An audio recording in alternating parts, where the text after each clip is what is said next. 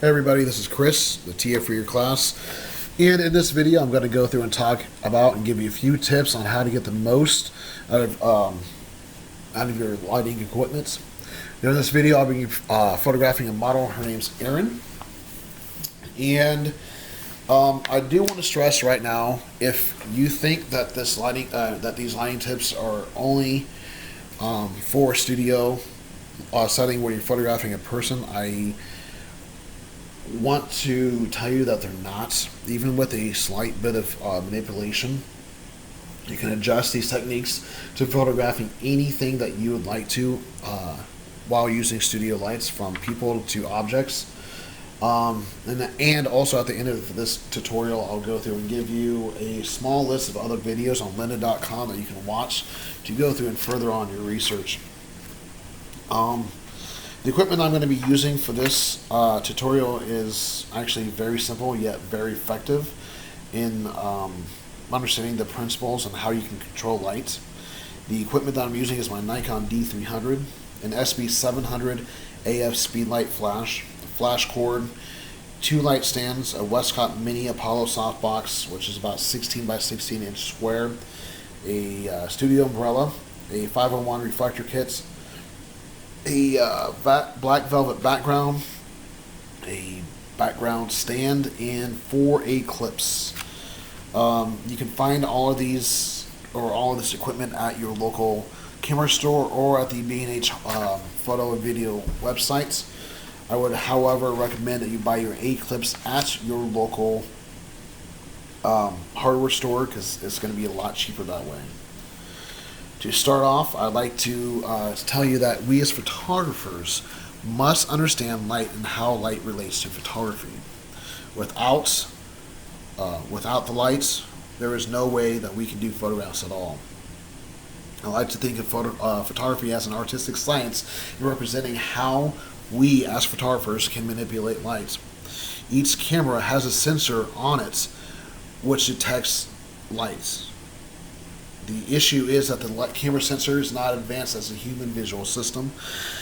This means that while our cameras can get close to what we see in the world around us, it cannot get exactly the same.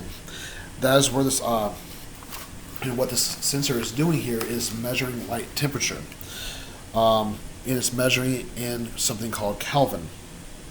In short, there are many different light sources, and each light source itself produces its own color temperature.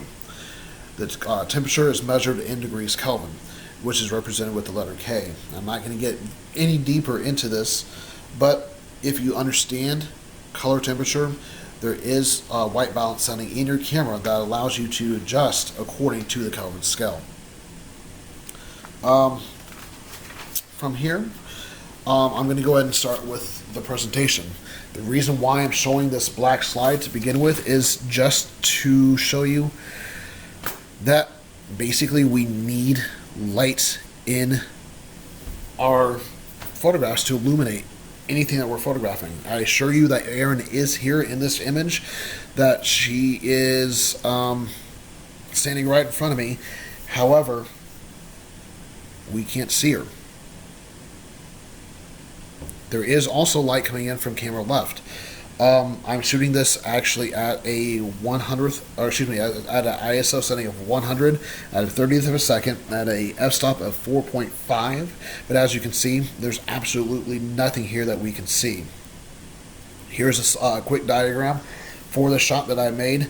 It is as simple as that. I have myself standing there with my camera and Erin standing in front of me with a black velvet backdrop right behind her. Yep, as simple as this studio setup is, it is important that we use lights for anything that we're shooting indoors, from people to objects. Can't say that enough. You need to light it well, just like you need to go through and correct your white balance. The first image definitely needs some additional lighting. So, as an experiment, I decided to go through and use that little pop-up flash that most cameras actually have. And here it is. As you can see, with the additional light, Erin finally appears in the camera before us.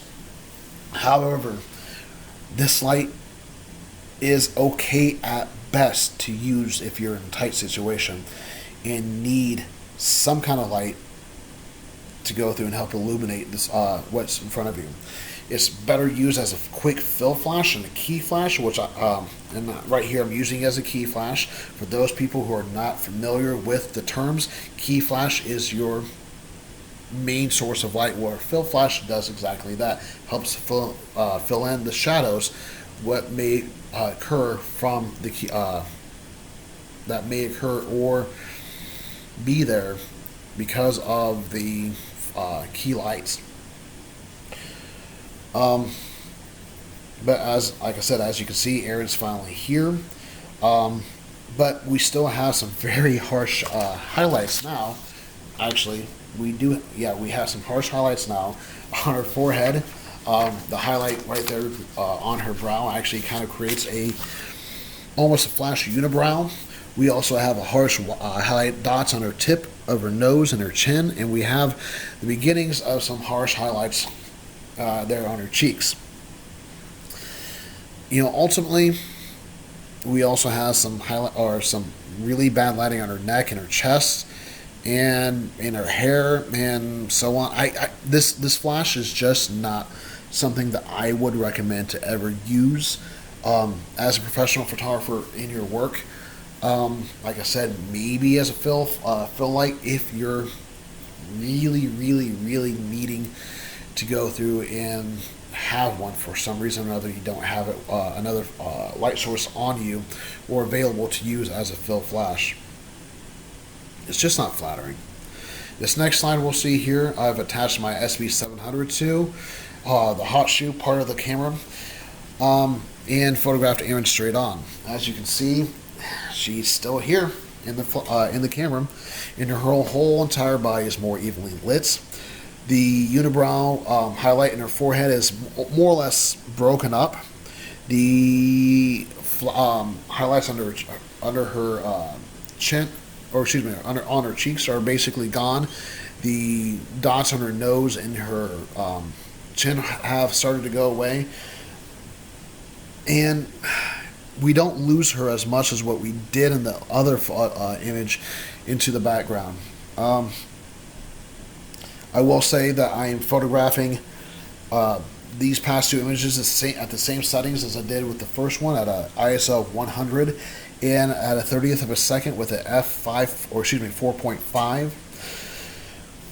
The one thing I will say that's great about these more professional flashes, the SB Speedlights, is the fact that the head of these flashes tilts, meaning that it can go up and down or left to right. This enables us as a photographer to be able to move that light around and to bounce it off of other subject or surfaces, and help to give the light more of a natural feel to it, whether it's going to be coming in from a window, from either camera left or camera right, or even as overhead lights coming from the top. And another little quote cheat that you can, these flashes have, if you will, is if you look at the compartments, or excuse me, if you look at the face of the flash itself, right above the bulb, you'll find a little compartment that holds a little white plastic card that should slide out for to about an inch in length. This card is vital if you're using this flash mounted on top of your camera. It allows for a small portion of the lights, the portion that if you had your flash tilted up, that would either be going directly above you or behind you, that wouldn't affect your image whatsoever, to be redirected and bounced back to your model or the subject matter that you're photographing, and to help fill in some of those shadows that would be created by an overhead lights. Those shadows I usually call the Frankenstein's monster look, because if you're thinking back to Frankenstein's monster, it's he has a very deep brow line where the eyes look sunken in, and also with a very pronounced chin and cheekbones. With this little card coming out, you'll actually help eliminate some of those, in which you can see those shadows, in which you can see here with this image. Those shadows, which should be there from overhead light, which you'll see in old family photos and whatnot. If you see mom and dad out there with, just that single overhead light coming in from the dining room table, those shadows are gone, thankfully. Yet we still see Erin very well lit here. She's not disappearing into the background. And, the highlights that were there in the previous two images are basically gone. We don't see the unibrow hardly anymore. The dots on her nose and chin are basically gone. And the highlights that were on her chin, or excuse me, on her cheeks, are gone. And so it's actually really, really, a really, really, really nice way to go through and light something. And I mean, this is, I would say, as close to the best lighting that situation you can hope for if you don't have a studio setup available at hand. If you're out and about in a public setting and you don't have a strobe light with umbrellas and so on at hand, go for this shot. This is really, really well done. And as you can see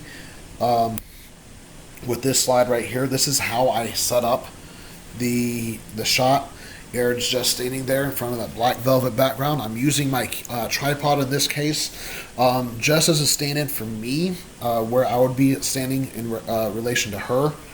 The only reason why that you can go through and see everything in this image is because I cranked up the ISO setting from 100 to 1600, so you can see all the natural light that actually is coming in that our eye automatically corrects for in this studio setup.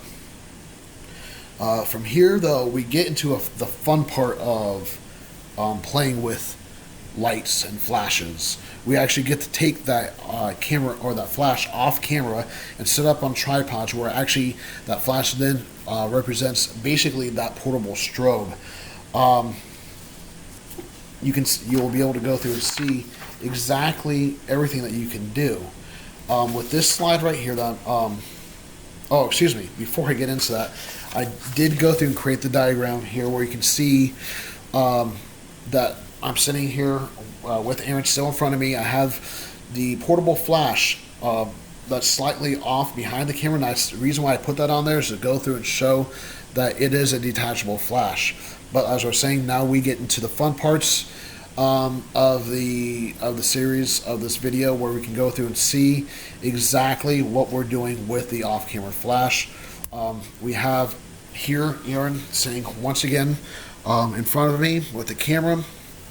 The flash is now, by SB700, is now off camera onto a light stand, being diffused by my studio umbrella. She is actually, that flash is actually now acting as a portable strobe. I am having her standing there with the with the reflector on the camera left side of her body, and as you can see, she's actually holding my white, gray, and black white balance cards. Now, like I said this before, and I'll say it again, it's important to get your white balance correct. I'll say it one more time. Get your white balance correct. I cannot stress this enough. It will make any decent image that is properly lit on first look, and that might look like it has a correct color balance, and make it completely just fall flat. And this is the reason, and I'll show you here right now what I'm talking about. Here she is with the white balance properly done. She actually has some kind of skin color to her body. She doesn't look like she's about that she has a pre-makeup on and is ready to go on to the set of The Walking Dead as a zombie extra. Let's go back through once again and look at the two slides, compare them. The first image here, where it's a very blue, very blah look to it, and then all of a sudden here she is with the proper white balance. She just looks healthier. She looks like an actual person here. Now, from here, we are going to go through and get into the other reflectors that are available with the 5-in-1. Like I said, this one is the white reflector in there. As you can see, it gives you a very soft reflection on the camera left side of her face, right here, where we don't lose any of the details within her face. The next one is my silver one. And silver does give a little bit more of a reflection. The reason behind this is because the gold and the silver are both metallic in nature and naturally reflect more light towards them. The flash and the umbrella are set up in exactly the same place. I did not move that from one shot to the other, but you can still see she is very well lit. She has a nice roundness to her face. The light's coming in off the left side of her body because of the reflection or of the silver reflector. It's very nice diffused lighting. I can't stress that enough. I'll notice on week or the last in week 2 where a lot of the lighting that was used was not diffused. Please go through and diffuse your lighting. It just looks better. It's softer lighting. It doesn't look like she's a meteor's coming at your subject or your model's face. Please do it. I cannot stress that enough. In the next image right here, we actually are using the gold, not the silver. I was about to say silver, but the gold reflector. The reason why it looks a little bit different is because of the gold material that's the light's being reflected off of. Now, it's a personal preference to any of the photographers out there in a not just personal but professional preference on which one you use, whether or not you want to give it a more maybe a natural feel as far as the lighting is concerned, if she's next to a window, or if you want to go through and give a more natural skin tone feel to it, then you would go through and use the gold reflector here. But make sure also that it's okay with the client in which you're working with on whichever light that you actually go through, or with whichever reflector that you actually go through and use. But it's regardless between the white and the silver, we're not losing any type of lighting in here. We're not losing any type of roundness to her face or any of the gradual shadows. It still looks like a great portrait. It's still well lit. But there is one more I'd like to go through and show you, and that's the black one, the black reflector. If you look on the other side of the silver or of this gold, you'll find a black, which you can use. The great thing about the black is, as we learned in junior high and high school science classes, that black does not reflect any light. It actually helps absorb light. And so when we go through and do this, it's actually really, really fun because it creates more of a dramatic light difference, or more dramatic lighting effect on Erin's face. Like I said, everything's still the same. From the placement of the reflector to the flash to the umbrella to the settings on the camera. The only difference here is instead of using a white, silver, or gold reflector, I'm using the black. And yes, we are losing some of her face and her hair into the black velvet background. But once again, like I said, it's a personal, professional opinion that you must go exercise here, and whatever your client wants. But by using these light modifiers, you can see that with that one light, with that one flash that I have, with the umbrella to go through and diffuse it, and whatever reflector I'm going to be using, you can come up with a whole slew of different lighting scenarios that are fun, that are easy to play with. And I would recommend going through and seeing, what is more preferable to you. Let me think. Next slide. You can go through and see exactly what the lighting setup was. It's very quick, very simple. As I said, the flash and the umbrella was off to the camera right, while the reflector is off to the camera left. It's quick, easy setup. However, I will go through and say that don't be afraid to go through and experiment with what you have. You never know, as far as the lighting equipment is concerned, you never know exactly what you might come up with. It's just a lot of fun. It really, really is. I did go through and mention that I had the Apollo softbox in front. Well, actually, before I go with the Apollo softbox, I'll go through and show you this. This is actually just another little situation. Instead of actually using the reflector as to either reflect or subtract the light, I had Erin stand there and put the reflector on the back side of her. So it's just another way you can go through and have fun with the equipment that you have. It really doesn't do anything except for create a white background that you might be able to go through and use. This is a white reflector aspect of the 5-in-1, but the flash is in the same spot. The umbrella is still there, still pointing at her. I still have not moved this, but as I was going to say, here's that diagram showing that. But I also did mention that I had the softbox in there, and I used the softbox. Basically, what a softbox is, before I go through and show you the image, is a little, whatever dimensions the box is, which mine is a 16 by 16 box, but in the inside of it is a silver lining that's very much similar to the silver lining that's in the reflector.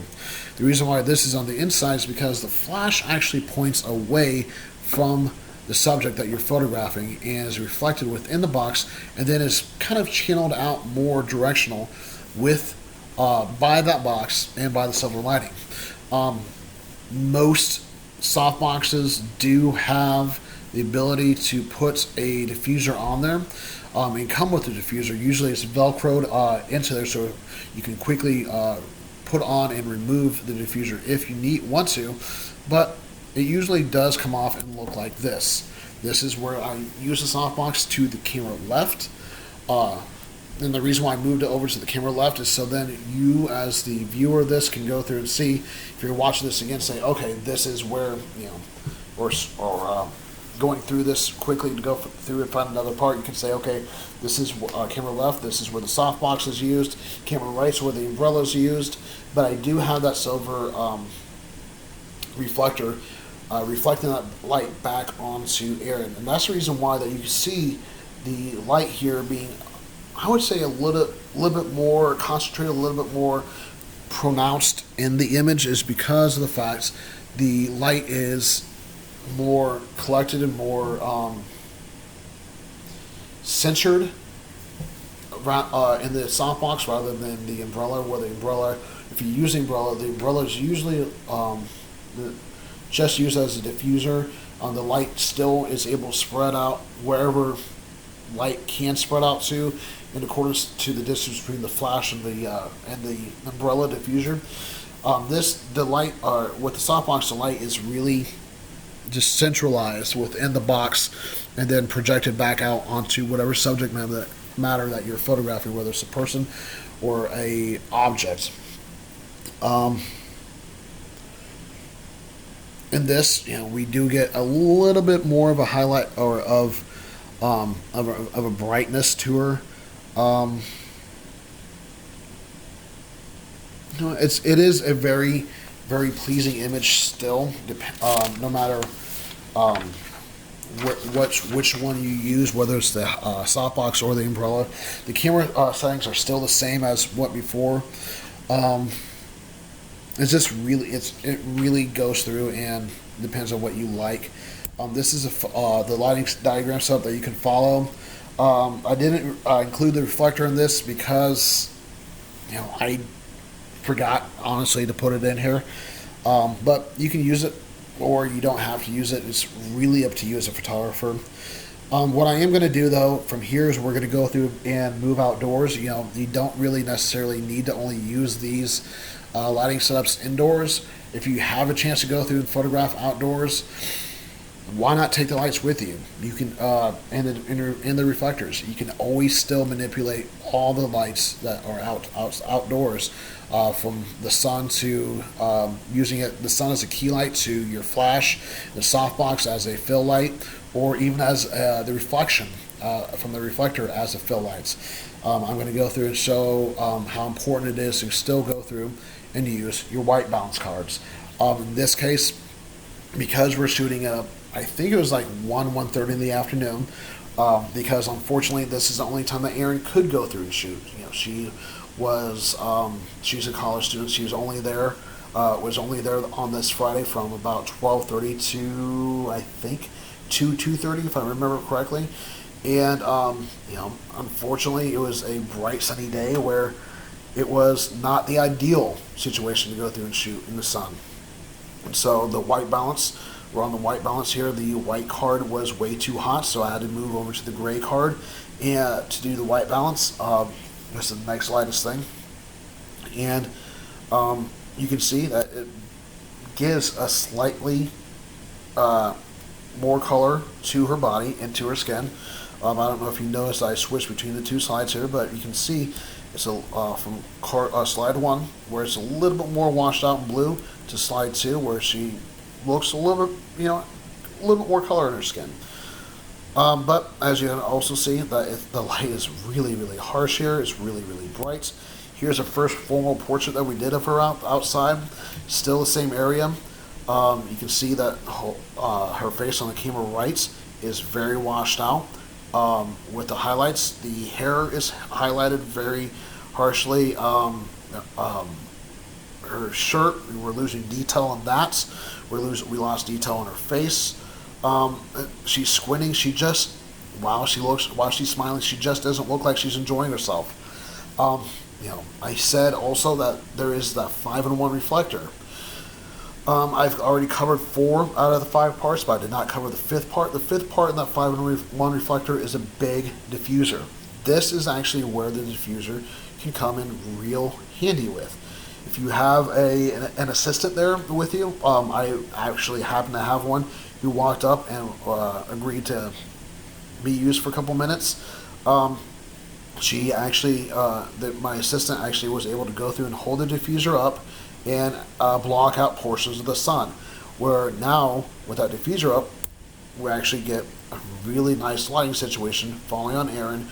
There is no more harsh white lights from the sun coming down onto her. It's being blocked out by that, like I said, by that diffuser. We actually no longer get those harsh highlights on her face or on her body or her hair. You can still see the background is still well lit by the high noon sun, but everything else looks relatively nice and flattering on her. However, as a personal choice here, I don't really like some of those shadows that we have on her face that you can see on the camera right side of her mouth right here. We have a little bit of a highlight from her cheek, a little bit of a highlight here from her eye, where her eye meets the bridge of her nose, and underneath her chin right here, and it's a little dark on her hair. What I did instead here is to take my softbox setup, the same softbox setup that we had on the last indoor shoot, and put that out there, put it onto this camera left side of her face, the opposite side of where the light's coming in from the sun, and reshot it, and it came up with this image instead, where now we have her cheek on camera left and her to her temple. All this right here is actually well lit up now. Her chin, underneath her chin and her neck is well lit, and we lose some of those shadows that we had previously that were caused by just the naturalness of her face. We did not lose the hot spots on her skin, which were originally there because of the sun, are still not there because the diffuser is still up. It just looks a little bit more natural, a little bit more well lit, well-rounded, well lit, and it's very comfortable for Erin, being the model, standing out here. And I think it was like 100-degree weather, and sun beaming down at high noon. But it's flattering. So this is how I would recommend to go through and light an outdoor shoot. Here is the diagram for that. We have the sun right here. We have the diffuser right here between the sun and Aaron, the subject. We have the fill flash with the diffuser, with the softbox diffuser right there, right next to her, and we have the camera. I would go through and try to experiment with this. If you don't have that diffuser, or you don't have an assistant there, what I would recommend trying to do is finding a shady spot to set your model at. Let that model be in the shade, and then use a bounce or the reflector off of a light stand and bounce maybe a little bit more light back into their face, so they're kind of highlighted but not as dark, or not as bright rather, as what their surrounding parts are, but still not in complete shadow from the tree or whatever you're using to shade them. It's whatever you want to do. It's very easy to manipulate the light and everything else. I would suggest to go out and have fun. Light is a great way to go through, and the reflectors and the soft boxes and diffusers are a great way to go through and manipulate light, experiment, and have fun with, and you can create some really amazing photos that way. Before I do let you go, there are 2 videos I would recommend. They're both on lynda.com. If you want to go through and find out more about how to do studio lights indoors, and also portraiture in natural light. They're both by Douglas Kirkland, who's a very famous fashion photographer who's been around since the 60s. Really great guy, really fascinating videos. The 2 videos are photography, studio portraiture, and photography, natural lighting portraiture. I would highly recommend checking those out. Phenomenal. But you guys enjoy, go through and play around with these. Contact me through email or the Blackboard IM if you have any questions. I'd be more than happy to go through and answer those for you. And if you don't feel comfortable talking to me about it, there's always Lee. But ask one of the 2 of us. We'd be more than happy to go through and answer any questions about studio lighting, portraiture lighting, or anything else. Enjoy, and thank you for watching.